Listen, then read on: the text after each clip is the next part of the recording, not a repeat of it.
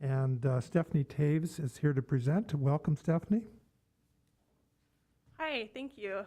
Good evening. My name is Stephanie Taves, and I am a policy specialist with ASH, or Action on Smoking and Health. So this evening, I'll be presenting on some tobacco and vaping restrictions for your consideration. So first, I'll start off with an introduction. So next slide, please. So Action on Smoking and Health was founded in Edmonton in 1979.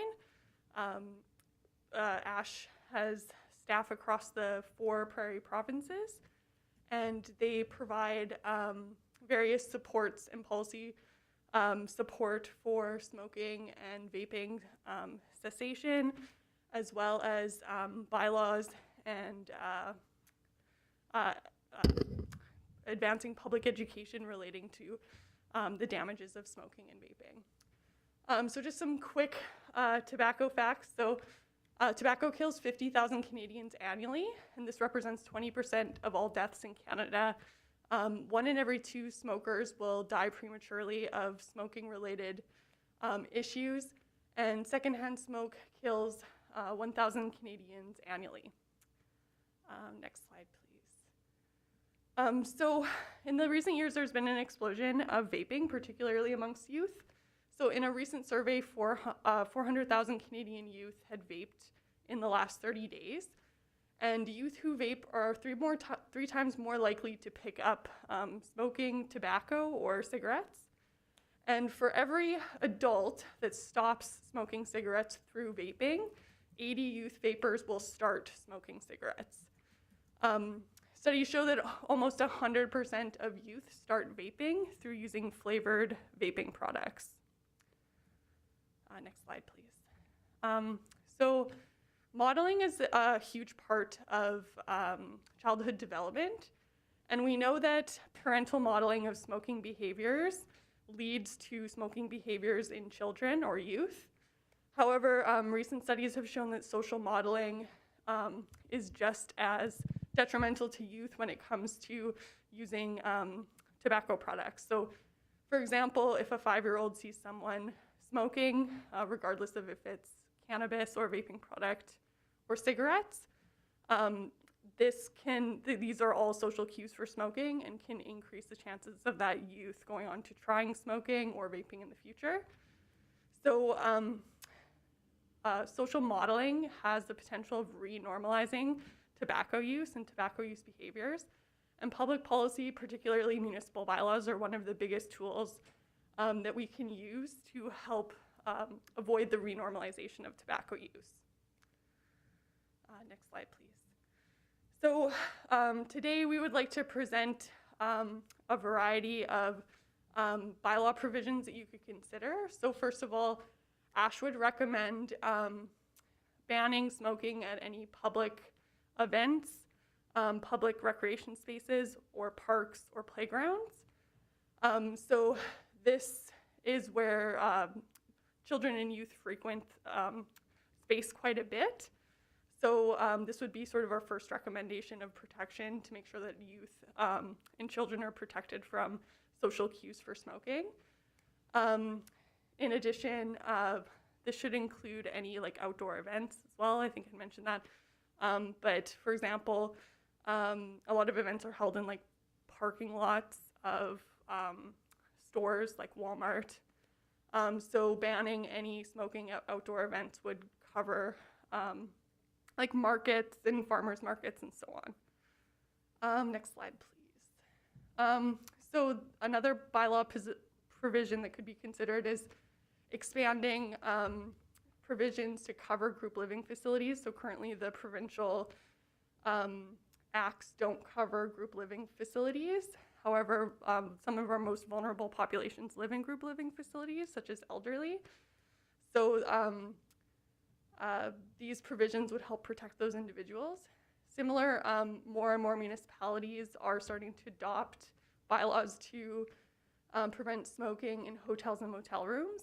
So a lot of hotels and motel rooms already have non-smoking rooms. However, some don't. So expanding a bylaw to cover smoke-free hotel motel rooms would level the playing field for all businesses and provide protection for the individuals that work in hotels and motels. Next slide. Another piece that council could consider is introducing a retail licensing fee for retailers that sell or smoking products and vaping products, including cannabis. So the retail licensing fees could be redistributed into various mechanisms to support enforcement and also prevent the sales to minors. And then finally, signage is a huge part of enforcement when it comes to bylaws. So signs should be strategically placed to ensure that they're highly visible. So these next two slides here summarize our provisions in what ASH calls the gold standard bylaw. ASH has a bylaw that's drafted up already, tailored to Manitoba municipalities that we can share. And our staff would be more than happy to work with your administration to either tweak or establish a smoke-free bylaw. Next slide, please. And as you may know, so currently the provincial government under the Cannabis Act prevents anyone from using cannabis products in the public. So ASH is currently urging municipalities to bring all of their bylaws in line to ensure that regardless of the product, whether it's cannabis or tobacco, that they can't be used in public spaces. So in this slide is a screen capture of our policy hub. So this can be found at ash.ca. And this has a summary actually of all of the bylaws, or as many bylaws as that were publicly available across the 4 provinces. They're uploaded into this policy hub. So I'd encourage you to take a look there. There's also a nice infographic that shows how different municipalities' bylaws align with the gold standard bylaw. So that is it for my presentation. So I'd be happy to take any questions at this point. Thank you very much for your time this evening. Are there any questions from council? Councillor Knox? Just a quick question. I could probably find it here, but I am familiar with the City of Winnipeg having the bylaw for outdoor patios. Are there any other places in Manitoba that you know municipalities who have done that? So for the patios, not that I'm aware of. We did recently work with Stonewall, and they expanded their bylaw to cover campgrounds because they are having issues with their quarry days and people smoking at campgrounds in their quarry days. But I don't think that there's any. We also recently presented to Brandon as well too. So as you might know, the city of Brandon, they revoked their bylaw, I think in 2014, when the province established the Smoking Act. So we have also been working with Brandon as well too. Thank you. Any further questions from council? Okay, well, thank you very much for coming out this evening and presenting. Thank you. Appreciate it. Thank you. We have no public hearings this evening, so we'll move right into committee. First up is Finance, Legislative and Property Committee. Councillor Buds, please. Thank you, Worship. This item for Council's consideration is our public tendering and procurement policy. I did cover this off in our committee meeting of last. And so as you know, we've made some significant changes to our practices for the procurement of goods and services in the past 4 years. We introduced the use of sustainability factors in the formal procurement, typically completed through requests and proposals. And this section of this policy is the part that's been changed the most, and these have been enhanced to better recognize tender bidders' demonstrated ability to meet these factors, again, mostly around sustainability. Administration is recommending a new process, including the council-approved governance, public tendering and procurement policy, which is administered by administration in conjunction with city's public tendering and procurement procedure, which is approved by the city manager. So again, policy document, procedure document. So we do have, later in my council's report here, I do have we're going to be rescinding another policy to support this one. And so at this time, though, it is it is your committee's recommendation that the Council of the City of Portage la Prairie approve the city's new public tendering and procurement policy. Moved by Councillor Buds and seconded by Councillor Espy. Any questions or comments on the motion? All those in favor of the motion? And that's carried. And that concludes my committee's report. Thank you, Councillor Buds. City Planning and Economic Development, Councillor Meyer. Thank you, Your Worship. City Planning and Economic Development Committee has nothing to report in council tonight. Thank you.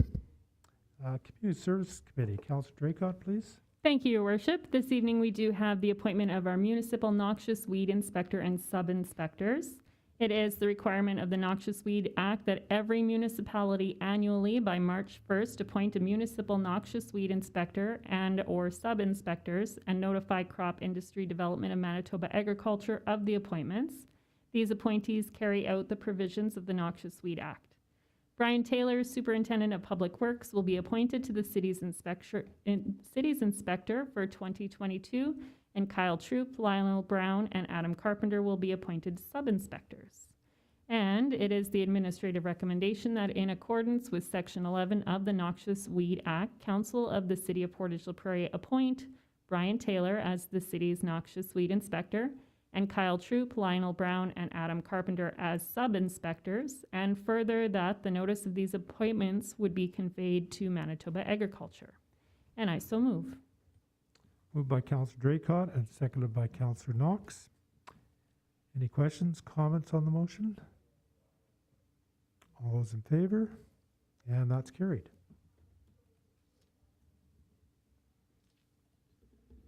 Next up is Waterworks Committee, Councillor Draycott.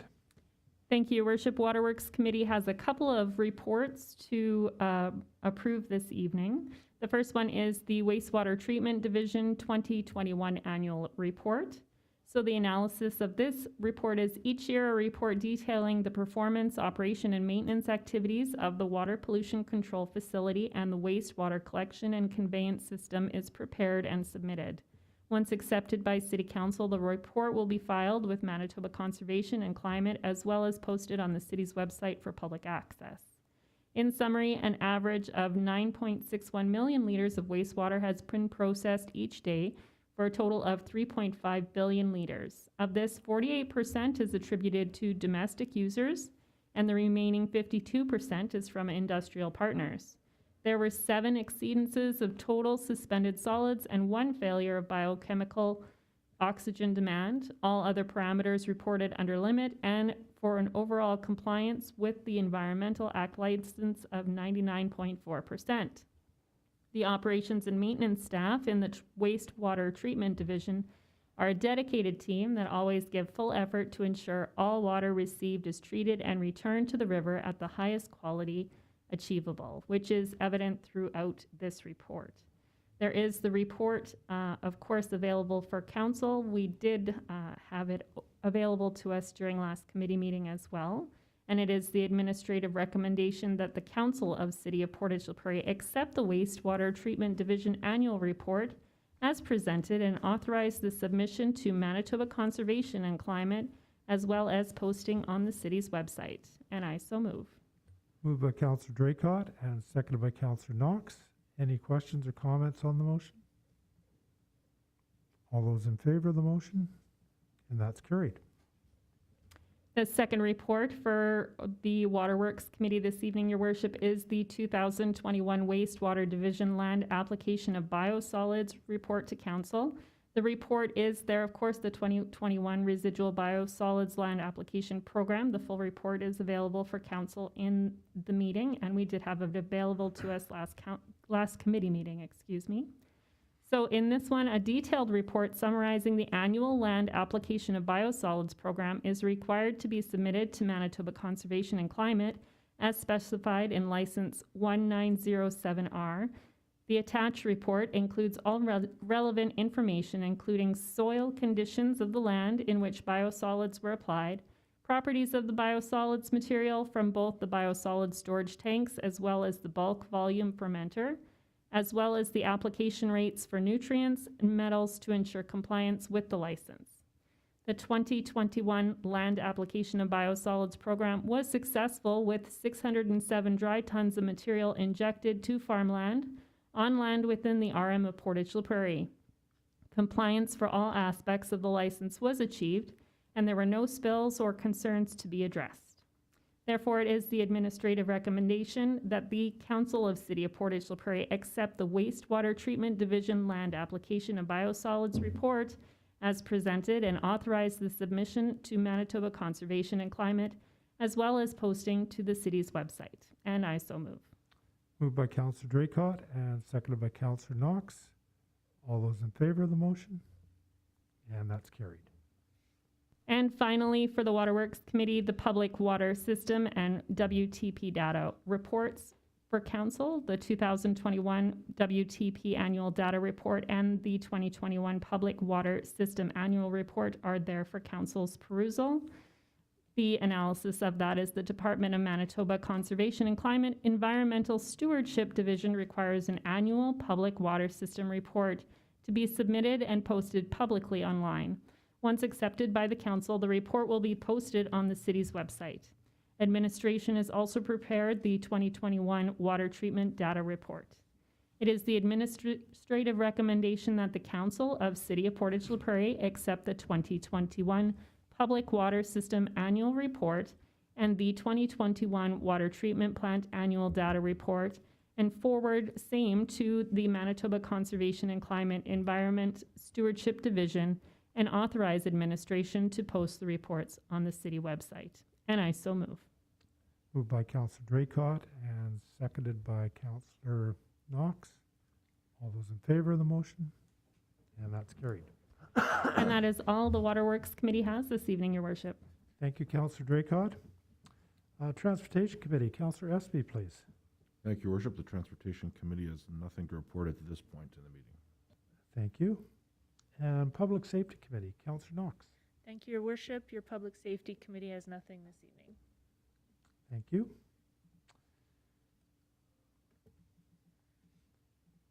We have no deferred business this evening. We've got a number of items of new business. First item is council vacancy, and this is Finance Committee. Councillor Buds. Thank you, Your Worship. The issue here tonight is determine if a by-election should be filled to fill a vacant position on council. And with the recent passing of Councillor Wayne Wall, the position obviously has become vacant, and the Municipal Act, basically outlines what a council can do in these types of situations.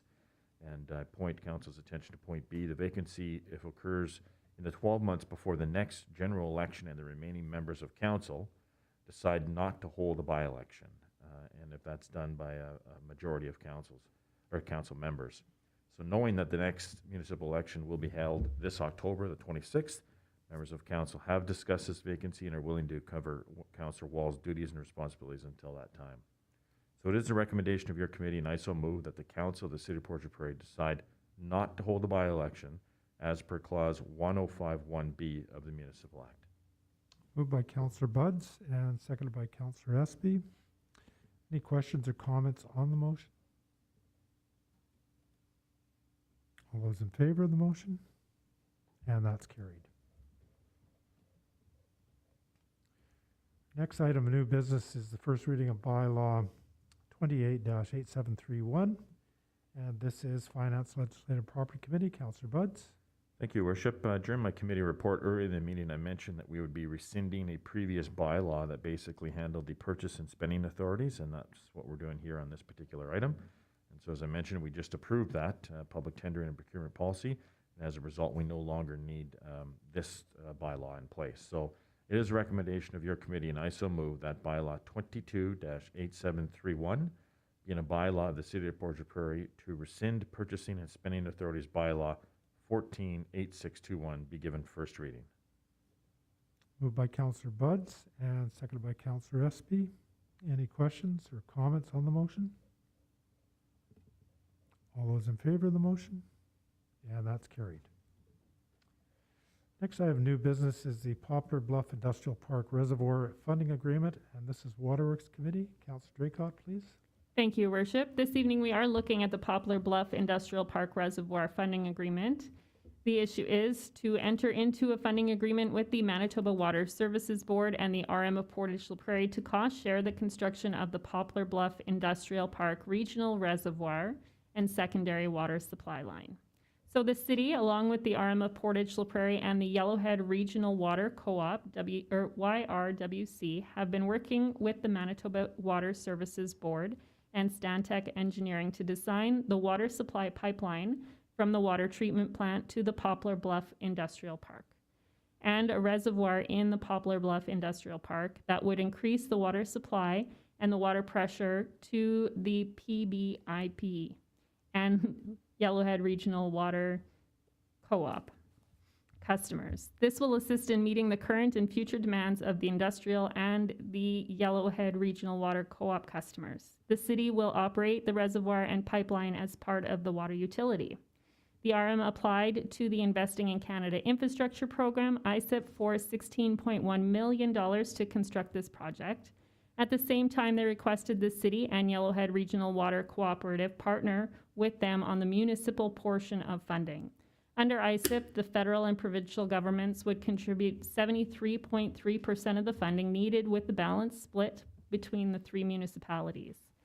Under this funding model, the city's share would be $2.1 million, which was approved by council during the 2021 budget and carried over into 2022. The RM did not receive ISIP funding for this project. However, it has been approved under the Province of Manitoba's Rural Strategic Infrastructure Basket to be funded through the Manitoba Water Stewardship Board, with the program contributing 50% of funding and the municipal partners contributing the remaining 50%. With the change in the funding model, the city's total contribution will increase by almost 14% to $3,814,806. This additional $1,714,806 was included in the 2022 budget.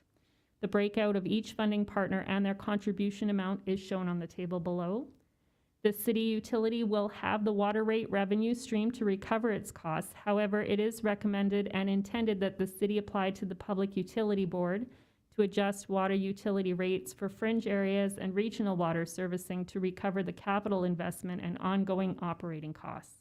The 2023 budget will need to include an estimated $153,000 for annual operating and maintenance costs. In cooperation with this project, the YRWC has requested an increase to their water allocation to 400,000 gallons per day, 15% above the current agreement.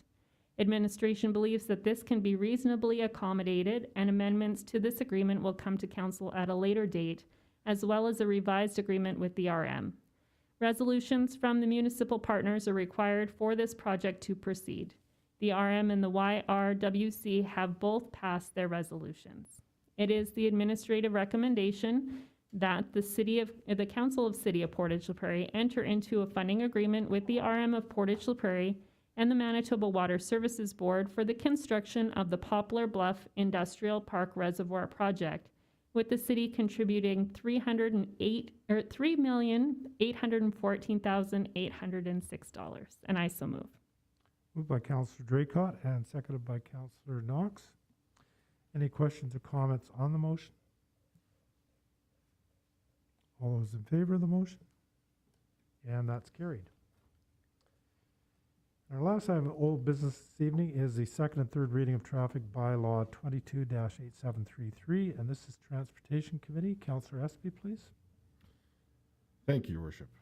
No parking areas, loading and unloading zones are listed in traffic bylaw 20-8705. The following changes have been requested and are recommended by administration. Addition to loading and unloading of vehicle zones, west side of Royal Road North at 59 Royal Road North. This was requested by Portage Home Care and Treatment and Portage Physio to provide a spot for handy van drop-off and pick-up patients. Addition to no parking areas, south side of Dufferin Avenue east of 9th Street Southeast. This is a new road that was designed for parking on one side of the street only. both sides of Royal Road South from Crescent Road to a point 30 meters to the north, added to provide clear access in and out of the Crescent Road/Royal Road roundabout. Change to no parking areas, north side of Crescent Road East from Royal Road to a point 120 meters to the east, increase to provide clear access in and out of Crescent Road/Royal Road roundabout. Delete from no parking areas, north side of Crescent Road 30 meters east of Royal Road. This is included in point above. It is the administrative recommendation that traffic bylaw number 22-8733 be given second reading. And I so move. Moved by Councillor Espy and seconded by Councillor Buds. Any questions or comments on the motion? All those in favor of the motion?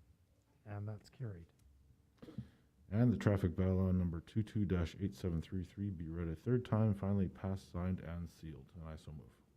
Moved by Councillor Espy and seconded by Councillor Buds. All those in favor of the motion? And that's carried. And council is adjourned at 6:27 p.m. and we'll move right into committee.